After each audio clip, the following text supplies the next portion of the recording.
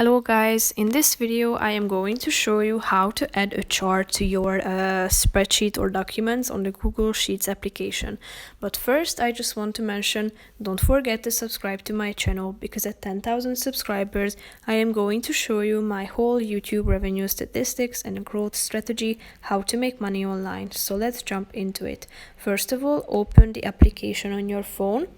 Then you should select from these documents that you have already created, but you can also create a new document by tapping on the plus icon down below in the right side corner of the screen. You have two options here. You can either choose a template with a standard format, or you can create a new spreadsheet by tapping on the pencil icon. Here you should type in the name of your file first and then press the button create.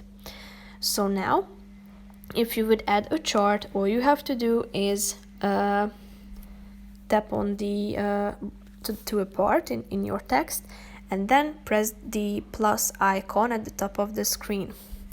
Then you have the ability to insert a chart, which is the second option, so click on it. Then you should select the type of it, like a line chart, area, column, bar, pie, scatter, trend. So tap on the one that you prefer,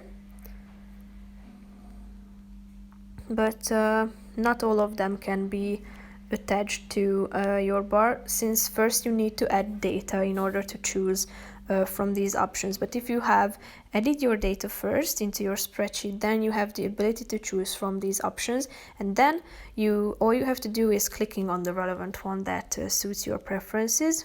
Then by going back, you can select the legend, whether it's right, left, top, bottom, labeled, none, or auto. Then the titles and the color. But first you need to add data in order to do these steps. If you are done with them and you would like to save these changes, just press the button, this check mark icon in the upper left corner of the screen. So now you have added your column here.